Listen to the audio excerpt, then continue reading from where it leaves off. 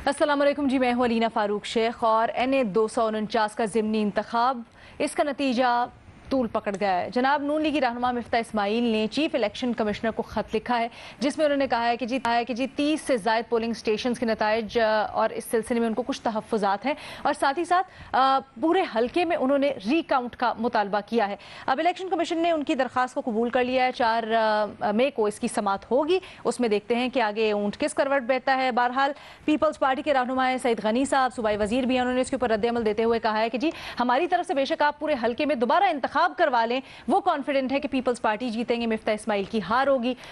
मुस्लिम league नून के जो सदर हैं शहबाज शरीफ साहब, उन्होंने दोबारा मुतालबा किया कि जी वोटों की गिनती की जाए। इसी सिलसिले में हम देख रहे हैं लफ्जी गोलाबारी भी जारी है।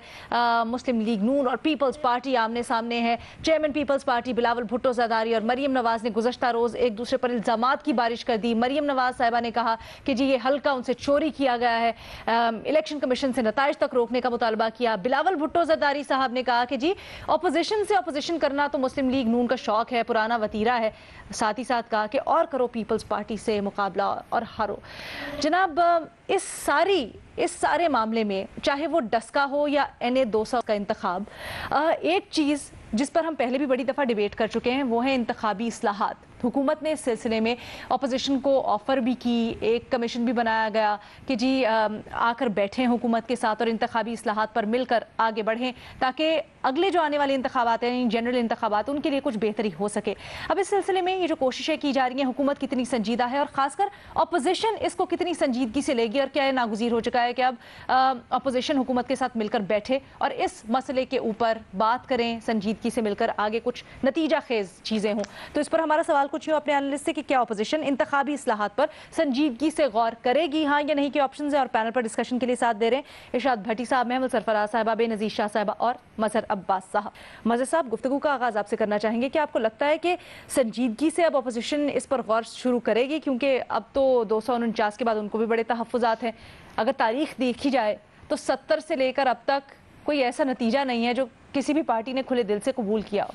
सो वक्त की ज़रूरत है, नागुज़ीर हो गया है इंतखाबी इस्लाहात। देखिए, पहले तो वो कल्चर डेवलप करेंगे जिसमें शिकस्त को कबूल करने वाला कल्चर हो, कि आप शिकस्त को कबूल करें। जहाँ तक रिफॉर्म्स का ताल्लुक है, जो रिफॉर्म्स हुई हैं उस पर अब तक कौन सा अमल किया गया है। यानी पूरा इलेक्शन कमीशन की कॉम्पोजिशन देख लें, एक रिफॉर्म के नतीजे में ही तो ये बना है ना। एक तय हुआ कि जी इलेक्शन से पहले एक इंटरिम गवर्नमेंट बनेगी, उस पर इत्तेफाक राय होगा, उसका बड़ा अच्छा मैकेनिज्म बना दिया गया। फिर ये तय हुआ कि चीफ इलेक्शन कमिश्नर की वीटो पावर ख़त्म कर दी गई। Election commission, chief election commissioner और इलेक्शन कमीशन के ऊपर जो है अपोजिशन और गवर्नमेंट के दरमियान इत्तेफाक राय से बनेगा, बन गया। तो क्या जिन्होंने इत्तेफाक राय से बनाया उन्होंने उनके नताइज और उनकी जो बातें हैं उसको कबूल किया, नहीं किया? नहीं किया। तो आइंदा कैसे करेंगे? इस चीज़ की क्या गारंटी है कि आज आप एक बहुत ही बेहतरीन रिफॉर्म्स कर डालें, उसके बाद आप उसी इलेक्शन कमीशन के ऊपर एक्यूजिशन लगाते हैं, सीरियस एलिगेशंस लगाते हैं। तो मेरा ख्याल है कि पहले तो सियासी जमातों का अपना माइंडसेट चेंज करने की ज़रूरत है, उनके अंदर डेमोक्रेटिक कल्चर फ़रोग पाने की ज़रूरत है। जब तक पार्टी के अंदर, जब तक मेरे घर की सफाई नहीं होगी तो मैं बाहर की सफाई की बात करता हूँ, घर में सफाई करने को तैयार नहीं हूँ। बाहर जमहूरियत की बात करता हूँ, घर के अंदर जमहूरियत लाने को तैयार नहीं हूँ। बाहर मैं लीडरशिप की बात करता हूँ, घर के अंदर लीडर किसी दूसरे को लीडर मानने को तैयार नहीं हूँ। तो जब तक ये कल्चर नहीं तब्दील होगा, आप कोई भी रिफॉर्म्स कर लें, ये कल्चर अपनी जगह मौजूद रहेगा। फिर तीसरी बात, आप बेहतरीन रिफॉर्म्स कर लें, उससे पहले, इलेक्शन से पहले और इलेक्शन के बाद जो पॉलिटिकल इंजीनियरिंग होती है उसको रोकने का क्या मैकेनिज्म होगा? नहीं, ये मैकेनिज्म जितना भी बना ले नहीं हो पाएगा। इसी में देख लें, जैसे NA 249 में रिकाउंटिंग की बात है। रिकाउंटिंग उनका कानूनी हक है, उसके लिए दरख्वास्त देनी पड़ती है, उसके लिए शायद जो कैंडिडेट है उसको वो खर्चा उठाना पड़ता है रिकाउंटिंग का। और मेरा ख्याल है रिकाउंटिंग उनका हक है, रिकाउंटिंग भी उनका हक है। और अगर वो समझते हैं कि धांधली के सबूत उनके पास हैं तो वो इलेक्शन ट्राइब्यूनल में भी जा सकते हैं। वो सारी चीज़ें जो कानूनी आईनी रास्ते हैं वो अडॉप्ट करने चाहिए, वो उनका हक है। और सबसे अहम बात ये, एक इलेक्शन था, एक कॉन्स्टिट्यूंसी का, चाहे डस्का हो या ये हो, उस पे पार्टी के चेयरमैन या पार्टी की जो टॉप लीडरशिप है उसे बोलने की क्या ज़रूरत है? ये लोकल इलेक्शंस होते हैं। इसके ऊपर लोकल लीडरशिप बोली जाती है, प्रोविंशियल लीडरशिप जो है बयान देती है। हमारे यहाँ एक कल्चर आ गया है कि जी एक इलेक्शन हो तो चेयरमैन खिताब कर रहे हैं, वाइस प्रेसिडेंट बोल रही हैं। ये इस तरह का जब तक कल्चर आप बेहतर नहीं करेंगे, कोई भी आप मुज़ाकरात करें, बिल्कुल ज़रूरत है, लेकिन जो रिफॉर्म्स करें उनको फिर मानने की ज़रूरत है, उनको फिर तस्लीम करने की ज़रूरत है। ठीक है, ठीक है। महमल सरफराज साहिबा, मज़हर अब्बास साहब कहते हैं शिकस्त को कबूल करने का कल्चर डेवलप करना होगा किसी भी रिफॉर्म की तरफ जाने से पहले। लेकिन जब इंतखाबी अमल के अंदर जिस तरह तहफ़्फ़ुज़ात उठाए जा रहे हैं, सुस्त रवि का शिकार हुआ गिनती का अमल, नताइज आने का सिलसिला, तो उसके बाद क्या आपको लगता है कि इतना आसान है? देखिए अलीना, सच्ची बात तो ये है कि बिल्कुल होने चाहिए, इसमें कोई दो राय है ही नहीं। लेकिन मसला क्या है? मसला ये है कि इस हुकूमत के साथ बड़ा मुश्किल है कि ये ऑपोजिशन को साथ लेकर चले, एक ऐसी फिजा बनाए कि जिसके अंदर इलेक्टोरल रिफॉर्म जो है वो मुमकिन हो। बात यह है कि यहाँ पर एक गुफ्तगू का ब्रेकडाउन हो जाता है। हुकूमत जो है वो कोविड की बात हो, वो फॉरेन पॉलिसी की बात हो, वो कोई और इशू हो, वो उसके रवादार ही नहीं कि वो ऑपोजिशन को साथ लेकर चले। लेकिन इलेक्टोरल रिफॉर्म्स के ऊपर वो एक तरह से जिस तरीके से धौंस चबा रहे कि हम तो चाहते, तो फिर आप माहौल क्रिएट करें ना। आप मुकालमे की फिजा होगी तो मुकालमा होगी, तो बादशाहत तो है नहीं कि यहाँ पर कौमी मसाइल और बाकी चीजों की बात नहीं हो सकती। लेकिन इस पे क्योंकि हमने कहा और आपने ऑफर कबूल नहीं की तो आया है, आप बहुत बुरे हैं, ये भी नहीं होना चाहिए। लेकिन हाँ, दूसरी चीज ये ऑपोजिशन के अंदर संजीदगी से गौर करेगी, ऑपोजिशन करना चाहती होगी, क्योंकि आपने इसी इलेक्शन का हवाला आपने देख लिया कि ये ऑपोजिशन वर्सेस ऑपोजिशन था इलेक्शन। ये इलेक्शन ऑपोजिशन वर्सेस गवर्नमेंट नहीं था। पीटीआई तो देखिए ना बहुत पीछे थी, ये तो पीपल्स पार्टी और नून लीग का आपसी मुकाबला हो गया ना। तो ऑपोजिशन तो चाहेगी कि इंतखाबी इस्लाहात हो, क्योंकि अगर मिफ्ता इस्माइल साहब आरओ के पास गए, आरओ ने उनकी रिजेक्ट कर दी है वो एप्लीकेशन, अब उनको इलेक्शन कमीशन के पास उन्होंने जमा करा दी है, तो वो तो चाहेंगे कि कोई ऐसा माहौल हो और ऐसी चीज हो कि कल को ऐसे उंगलियां ना उठा सके एक दूसरे के ऊपर भी ऑपोजिशन पार्टी। और अगले, और देखिए ये तो एक इलेक्शन है लीना, मैंने कल भी एक एग्जाम्पल दी थी कि 2023 के इलेक्शन में तो वोटर टर्नआउट भी ज्यादा होगा, वो जनरल इलेक्शन होगा और वो बड़ा होगा। ये एक सीट के ऊपर अगर इतना मसला हो रहा है कि इलेक्शन इतना डिले हो, रिजल्ट इतना डिले हो गया, बेशक उसके अंदर ईसी भी एक बार स्टाफ है नहीं है, ये वाली सारी चीजें भी इन इस्लाहात के अंदर आना चाहिए कि ईसी की पी की भी जो कंसर्न है वो बेनजीर आपको ज्यादा बेहतर बताएंगे, क्योंकि इनकी ईसीपी वालों से बात हुई है तो उनकी क्या कंसर्न है, उसको किस तरह से एड्रेस करना है। तो इस चीज के ऊपर वैसे ऑपोजिशन और हुकूमत को बैठना चाहिए, लेकिन साजगार माहौल बनाना है हुकूमत में। ठीक है, बेनज़ीर के तज्जिए का ट्रेलर पहले ही महमल ने दे दिया। इरशाद भट्टी साहब, ये बताइएगा, जिस तरह अभी महमल ये कह रही हैं कि जी माहौल बनाने का, मुकालमे के लिए माहौल बनाने का ज़रूरत है, तो क्या आपको लग रहा है कि हुकूमत की ये जो पेशकश है वो कर रहे हैं कि वो बस ये है कि जी संजीदा पेशकश है, या सिर्फ पॉलिटिकल पॉइंट स्कोरिंग या थोड़ा अपने आप को बरतर पोजीशन में दिखाने के लिए? पहली बात, पहला पहलू, चूंकि पहलू पसंद है आपको मैडम शेख, तो पहला सवाल का पहलू है कि बिलावल भुट्टो साहब से कहना था कि आपने ही तो कहा था कि नायब सदर को मैं इग्नोर करता हूं मुस्लिम लीग की को, मेरा नायब सदर जवाब देगा, तो क्यों अब तुर्की ब तुर्की जवाब दिए जा रहे हैं? दूसरी बात, दूसरा पहलू मैडम शेख ये है कि शहबाज शरीफ साहब ने भी गिनती का कहा है और मिफ्ता इस्माइल साहब ने भी गिनती का कहा है, और 30 पोलिंग बूथ पर उन्होंने कहा है कि रिकाउंटिंग करें, या इस पर हमें शक है। तीसरा पहलू इस सवाल का ये है जो महमल सरफराज साहबा ने कहा, वो ये है कि हुकूमत, बिल्कुल हुकूमत को इस संजीदगी का मुजाहरा करना चाहिए। हुकूमतें आगे बढ़कर फैसले करती हैं, हुकूमतें गिविंग एंड पे होती हैं, लेकिन ये क्या अपोजिशन करना चाहती है? खेत मिट्टी करना चाहती है। ये केसों में फंसी हुई कंप्रोमाइज्ड अपोजिशन है। इनका सिर्फ नवाज शरीफ साहब को बचाना, जरदारी साहब को बचाना है। ये कोई ऐसा काम नहीं करना चाहती ना कि जिससे हुकूमत या उसको क्रेडिट मिले। ये कोई ऐसा काम नहीं करना चाहती जो इनको सूट ना करे। आज इनके केसेस खत्म कर दें, इनको रिलीफ दे दें, ये सारी इस्लाहत हो जाएंगी, नैब वाली भी हो जाएगी, इलेक्शन कमीशन भी हो जाएगी। ये नहीं, बिल्कुल भी नहीं करना। 0/0 वो कह चुके नैब भुगतो, तुम भी भुगतो, बाकी उनको रिलीफ मिल रहे हैं। इलेक्शन कमीशन ने डस्का में दिया, अब इधर भी अगर मिल जाएगा तो उनको क्या जरूरत है? अच्छा, इस सवाल का चौथा पहलू बयानात है मैडम शेख बिलावल भुट्टो और मरियम के। जरा एक नजर मारें, एक तीर से शेर समेत कई शिकार किए बिलावल। शेर का शिकार करना आसान नहीं मरियम नवाज। नून लीग हार मारना सीखे बिलावल, हमें तो हरवाया गया मरियम। हमारा मुकाबला करने का शौक है तो हारोगे बिलावल। जो हथकंडे आजमाए गए दास्तान सामने आने वाली है मरियम। एक सिलेक्टेड के बाद दूसरे सिलेक्टेड से मुकाबला करेंगे बिलावल, हमें बेवकूफ समझा है मरियम। अब मैं यहां नहीं कहूंगा आहा पीडीएम में लड़ाई हो गई, ये नहीं कहूंगा, क्योंकि आहा पीडीएम में लड़ाई हो गई ये बुरी बात है। कल तक कहना ये मैडम शेख के कल तक एक बड़ी बहन थी, एक छोटा भाई था, लड़काना में दोनों इकट्ठे थे। कल तक दोनों बहन भाई जमहूरियत, वोट को इज्जत दो, सिविलियन बालादस्ती की जंग लड़ रहे थे। दोनों भाई भाई बहुत स्पीड जा रहे थे। आगे धुंधला धुंधला इनकलाब भी नजर आ रहा था कि एक छोटी सी सीट यूसुफ रजा गिलानी की अपोजिशन लीडरी आ गई और बहन भाई के रिश्ते और सिविलियन बालादस्ती और जमहूरियत और इनकलाब और मजामत पर हावी हो गई। हालांकि सब ये हमें बताते रहे कि हमारा मकसद बड़ा है।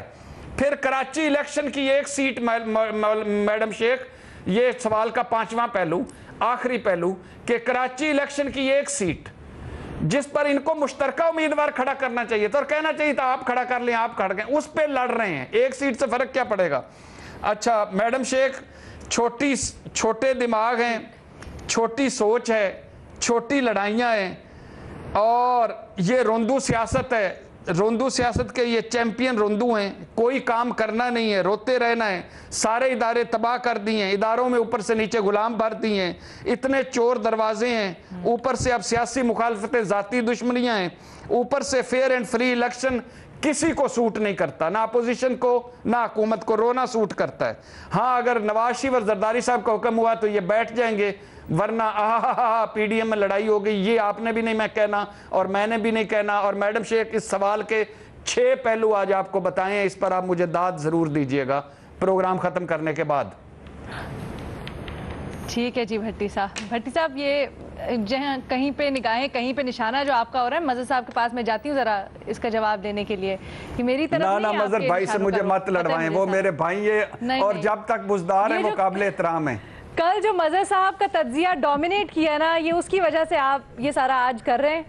आप ये नहीं कर सकते आज। मजहर साहब हमेशा डोमिनेट करते हैं, मजहर साहब हमेशा डोमिनेट करते हैं, हमेशा। मजहर साहब कह रहे हैं बुजदार साहब कहीं नहीं जा रहे हैं, आप जो मर्जी कर ले, जितने मर्जी पहलू आगे ले आए।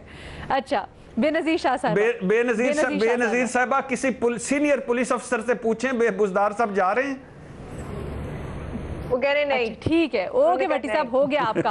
बेनजीर शाह साहब, अच्छा हर घर से यही आवाज है भट्टी साहब, अब आप इत्मीनान रखें। बेनजीर शाह साहब आप देखिए, आप बताइए इस सिचुएशन को आप किस तरह से देख रही हैं, और जो एक ग्रैंड डिबेट हम कर रहे हैं, कि आपको लगता है कि अब वक्त की जरूरत है, नागुज़ीर हो गया है कि इसको संजीदगी से लिया जाए अपोजिशन की जानिब से भी।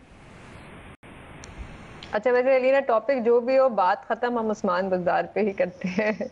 लेकिन जो आपका सवाल है, दिलों की वज़ीर आला है वो, हाँ वो बात उसी पे आके खत्म होती है।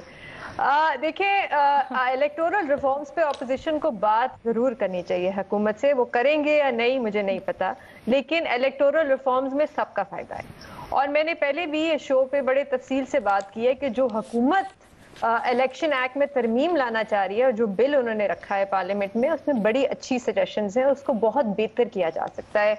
तो ऑपोजिशन को ये इस बात पे बड़ी संजीदगी से सीरियसली बैठ के इस पे बातचीत करनी चाहिए, उस बिल को इम्प्रूव भी किया जा सकता है। लेकिन क्योंकि हुकूमत पीटीआई की है, वो तरमीम पे तो बात कर रहे हैं, लेकिन जो इलेक्शन कमीशन के इंतजामी मसाइल हैं उस पे बात नहीं हो रही, और वो सिर्फ हुकूमत कर सकती है, वो ऑपोजिशन ठीक नहीं कर सकती। अब मिसाल के तौर पे अभी परसों जो इलेक्शन हुआ, उस पर जब मेरी कुछ ईसीपी के अफसरान से बात हुई तो वो तो कहते हैं कि देखें, मैंने कहा ये इतनी देर से आपके नतायज आए, इतने घंटे लग गए, वो कहते हैं हमें ऑपरेशनल एडमिनिस्ट्रेटिव इश्यूज हैं।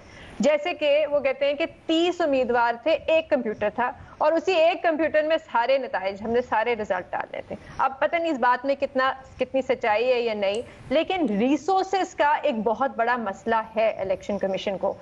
आपको पता है कि इलेक्शन कमीशन का जो टोटल स्टाफ है, टोटल पूरे मुल्क में वो है 2800 का स्टाफ है, और पूरे मुल्क में उन्होंने इलेक्शन कराना है। फिर दूसरा मसला उनका ये है कि वो कहते हैं आप उनसे बात करें तो वो कहते हैं मोटिवेशन का बड़ा मसला है हमारे स्टाफ में, मतलब हमारी तनख्वाहें इतनी नहीं है, प्रमोशन नहीं होती, 3 साल का टेन्योर है, 10-10, 11-11 साल से वही अफसरान उन्हीं डिपार्टमेंट्स में बैठे हुए हैं। मतलब वो कहते हैं हमारे पास दफ्तर नहीं है, हम रेंटेड किराए की बिल्डिंग्स में काम कर रहे हैं। अब ये रिसोर्सेज का और बजट का मसला है जो हुकूमत ठीक कर सकती है। फिर एक और चीज जिस पे हुकूमत बात करती है जब भी इलेक्टोरल रिफॉर्म्स की बात होती है, एक तो वो इस कानून पे को तरमीम लाने की बात करते हैं, दूसरा वो कहते हैं ई वोटिंग होनी चाहिए, इलेक्ट्रॉनिक वोटिंग होनी चाहिए, और बिल्कुल होनी चाहिए। लेकिन जिन्होंने इलेक्ट्रॉनिक वोटिंग करानी है उनको तो आप मीटिंग्स पे नहीं बुलाते। पिछली तो 3-4 मीटिंग्स हुई इलेक्ट्रॉनिक वोटिंग पे, उस पे आपने इलेक्शन कमीशन को नहीं बुलाया। अभी इस हफ्ते सदर ने एक प्रेजेंटेशन मांगी तो इलेक्शन कमीशन ने आके प्रेजेंटेशन दी। उसके बाद इलेक्शन कमीशन की जो 3 रिपोर्ट्स हैं इलेक्ट्रॉनिक वोटिंग पे, बायोमेट्रिक वोटिंग पे, ई वोटिंग, आई वोटिंग पे, वो हुकूमत ने आज तक ना पढ़ी और ना ही पार्लियामेंट में रखी। अब ये चीजें ऑपोजिशन तो नहीं ठीक कर सकती ना, ये चीजें तो हुकूमत ने स्ट्रक्चरल रिफॉर्म्स लाने एक ऐसे इदारे पे जिसपे देखें अगर ये स्ट्रक्चरल रिफॉर्म्स नहीं आए अगले इलेक्शन से पहले तो ना ही कोई सियासी जमात इस अगले इलेक्शन के नताइज को नहीं मानेगी। ये हुकूमत पहले उन पे हमला कर रही है, इसी पे कह रही है कि हमें उन पे अटकाव नहीं है, और ऑपोजिशन जो है वो भी हाँ, ये बड़ा वैलिड सवाल है क्योंकि हमने ज़िमनी इंतखाब में देख लिया जहां बहुत से सवालात खड़े हो गए, वहां जब जनरल इलेक्शन होगा तो क्या हाल होगा, ये बड़ा संजीदा सवाल। बड़े अच्छे नुकात उठाए हैं जी बेनज़ीर शाह साहिबा ने स्ट्रक्चरल रिफॉर्म से मुतल्लिक। क्या हुकूमत वो कर रही है जो उसको करना चाहिए? एक छोटी सी ब्रेक के बाद अपने बाकी तज्ज़ियाकारों की राय जानते हैं। ब्रेक के बाद खुशामदीद जी, हम बात कर रहे हैं कि इंतखाबी इस्लाहात हुकूमत ने अपोजिशन को पेशकश की है, क्या अपोजिशन इसको संजीदगी से लेगी, क्या लेना चाहिए? मज़र अब्बास साहब, ब्रेक पे जाने से पहले जैसे हम बात कर रहे थे कि कितनी ज़रूरत है कि इलेक्शन कमीशन में भी उसका इंतज़ामी ढांचा, उसमें इस्लाहात की जाए, स्ट्रक्चरल रिफॉर्म्स, जैसे बेनज़ीर ने बताया कि उनको पैसों की कितनी कमी है, वहाँ पर कितने ज़्यादा इंफ्रास्ट्रक्चर डेवलप करने की ज़रूरत है। तो क्या आपको लगता है कि हुकूमत को इंतखाबी इस्लाहात जब करने जा रहे हैं तो इस चीज़ को भी देखना चाहिए?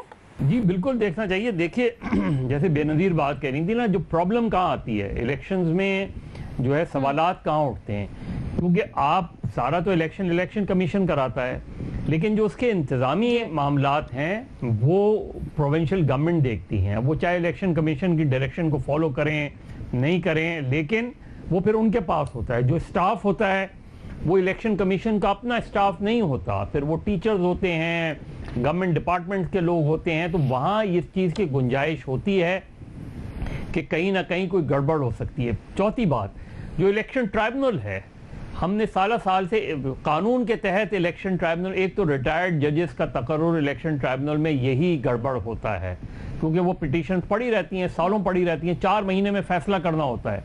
जब अगला इलेक्शन आता है उस वक्त तक फैसले नहीं हुए होते। फिर हमारे यहाँ कल्चर नहीं है। आप बताएं, अभी भी जाके देख लें इलेक्शन कमीशन में कि 2018 के खिलाफ कितनी दरखास्तें आई हैं। तो इसका मतलब यह है कि हम पॉलिटिक्स ज़्यादा करते हैं, जो कानूनी रास्ते हैं वो नहीं इख्तियार करते। तो बिल्कुल मुकम्मल बाइख्तियार होना चाहिए। अब अभी NA 245 में जो रिपोर्ट है कि जी रिकाउंटिंग की हेयरिंग होगी, तो जो जीतने वाला कैंडिडेट है 249 उनके जो तर्जुमान हैं सईद गनी, वो तो रीपोलिंग की भी बात कह रहे हैं। तो मेरा ख्याल है ये अलग बात है कि मुझे लगता है कि सईद गनी कुछ ओवर कॉन्फिडेंस नज़र आ रहे हैं मुझे, क्योंकि रीपोलिंग जब होगी तो वो जाहिर है रमज़ान ख़त्म हो चुका होगा, रमज़ान के बाद होगी फिर रीपोलिंग, और उसमें वोटर टर्नआउट भी ज़्यादा होगा। लेकिन रिकाउंटिंग, मेरा ख्याल है रिकाउंटिंग पे फैसला हो जाएगा, रिकाउंटिंग में कोई प्रॉब्लम नहीं है। लेकिन आपने अगर रिफॉर्म्स करनी है, पहली चीज़ ये कि संजीदगी दिखानी होगी। दूसरी, अब यहाँ भी अगर फवाद चौधरी साहब का बयान देखें तो वो ये नहीं कह रहे इलेक्टोरल रिफॉर्म्स करें, वो साथ में एक चीज़ और लगा रहे हैं कि वजीर आज़म की तजवीज़ को मान ले अपोजिशन। तो वहीं हालांकि बात एक ही है, लेकिन जब वो बात करने का तरीका होता है वो होता है। लेकिन अगर आपने बड़ी संजीदा रिफॉर्म्स करनी है तो आपने इलेक्शन कमीशन को माली तौर पर भी ताकतवर बनाना होगा, उनके इख्तियारात के हवाले से भी ताकतवर बनाना होगा, उनके पास मैन पावर भी इतनी होनी चाहिए कि वो प्रॉपर इलेक्शन करें। ये जब तक आप नहीं करेंगे तो इलेक्शंस में गड़बड़ के इम्कानात अपनी जगह मौजूद रहेंगे। मैं महमल के पास जाना चाहती हूँ, क्योंकि महमल ने अभी ये बात की कि जी अगर आपने डायलॉग की फ़ज़ा, मुकालमे की फ़ज़ा बनानी है तो ये हुकूमत का काम है, उसको पहल करनी चाहिए। लेकिन महमल, हुकूमत ने तो कमीशन भी बनाया, फिर एक दो बार ये भी हमने देखा कि बाकायदा प्रेस कॉन्फ्रेंसेस हुई, अपोजिशन को दावत दी गई। अब इससे ज़्यादा हुकूमत और क्या करे? क्या समझती हैं आगे क्या होना चाहिए कि इसको ज़रा प्रैक्टिकल कुछ इम्प्लीमेंटेशन हो इसके ऊपर, या नताइज एटलीस्ट हमें नजर? जिस तरह मैंने लीना पहले एक बात की ना, वो ये है कि जब जैसे अगर फॉरेन पॉलिसी का इशू होता है, कोई पाकिस्तान इंडिया की बात होती है, अगर कोविड की जो इतनी बड़ी क्राइसिस थी उसमें भी हमने देखा क्या हुकूमत ने ऑपोजिशन के साथ बैठकर इन बड़े बड़े कौमी मसाइल के ऊपर कोई बात की, कोई कहा कि आप भी अपनी हमें एडवाइस दें, हम चले रिकमेंडेशंस दें, सजेशंस दें, हम बैठकर इस पर मिल बैठकर बात करते हैं, कोई फैसला लेते हैं इसके ऊपर मिल बैठकर? नहीं कहा ना हुकूमत ने। तो उसकी और फिर जब वो दावत भी देते हैं ना, वो दावत ऐसे देते हैं कि जैसे वो दावत की धमकी दे रहे हैं, कोई तड़ी लगा रहे हो, तो ये ऐसे दावत। लेकिन मैम ये तो एक म्यूचुअल मसला है ना जी, जब नुकसान होता है तो अपोजिशन का भी उतना ही होता है, हुकूमत का भी उतना ही होता है। देखें, जिस तरह मैंने कहा कि गवर्नमेंट ऑफ द डे पे ज्यादा रिस्पॉन्सिबिलिटी होती है, वो कोई भी हुकूमत होती है, वो पीटीआई की होती है, वो नून की होती है, वो पीपल्स पार्टी की होती है, उस सब पे।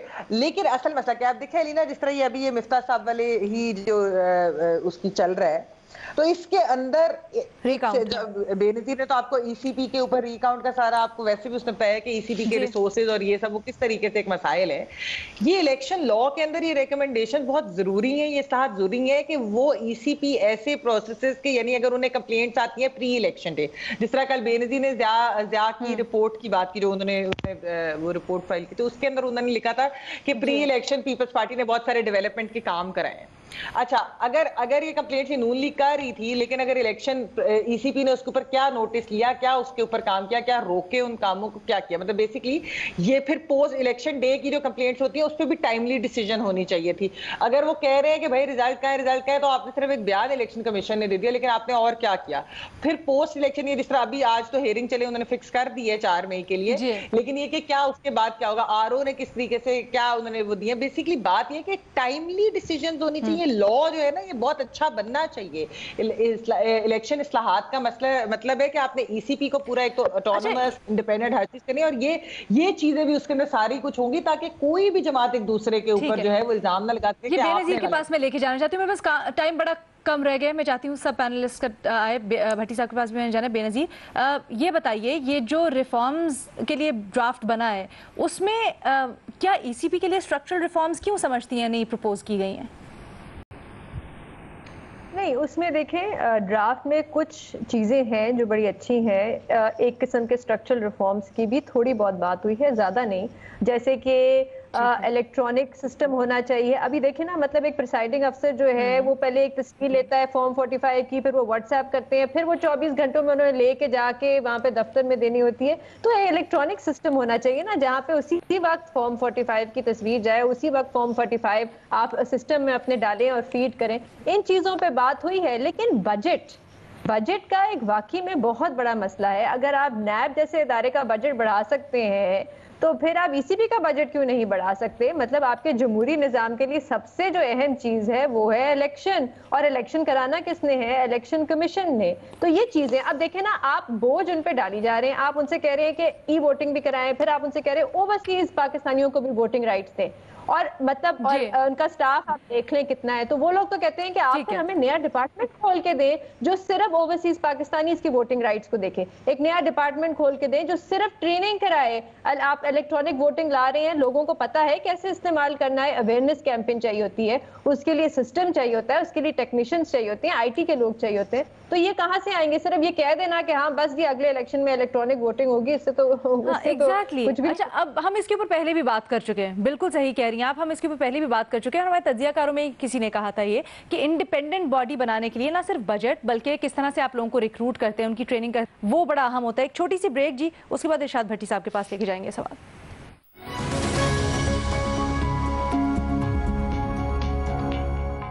भट्टी साहब, ढस्का हो या फिर 249 का इंतखाब, नागुज़ीर हो गया है अब इस मामले पर बात करना, और किस तरह से तहफ़्फ़ुज़ात उठाए जाते हैं।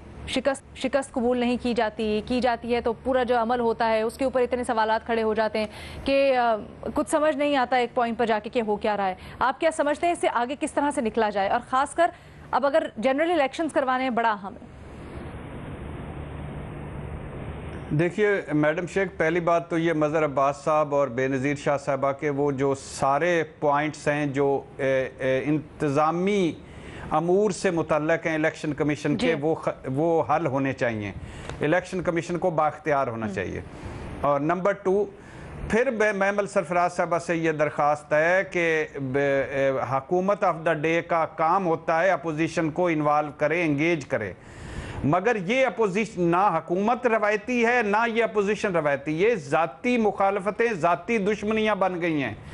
केसेस का मसला है, करप्शन का मसला है, हाल बचाओ माल बचाओ खाल बचाओ का मसला है।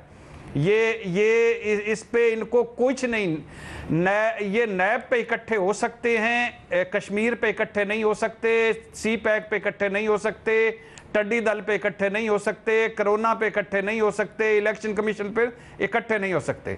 जहां तक आपके सवाल है उसका पहला पहलू ये है कि ये हमेशा रोते रहेंगे, ये रोंदू चैंपियन है, इन्होंने कुछ नहीं करना। अब वजीर आज़म साहब ने कहा है कि 6 महीने में इलेक्ट्रॉनिक वोटिंग मशीन ले आए। अब आप पता नहीं वो 6 महीने में लाएंगे तो चलाएगा कौन, लेगा कौन, करेगा कौन, 2800 जैसे लोगों के साथ, और फिर इलेक्शन और वगैरह। दूसरी बात यह है कि वजीर आज़म साहब का, हाँ वैसे आखिरी पहलू सुनते जाइए कि वजीर आज़म साहब मेरे ने कहा है कि मैं गलत फैसले कर जाता हूँ, टिकटें देने में भी गलती कर जाता हूँ, वजीर बनाने में भी गलती कर जाता हूँ, और एंड पे सोचता रहता हूँ अल्लाह खैर तो बेड़े पार।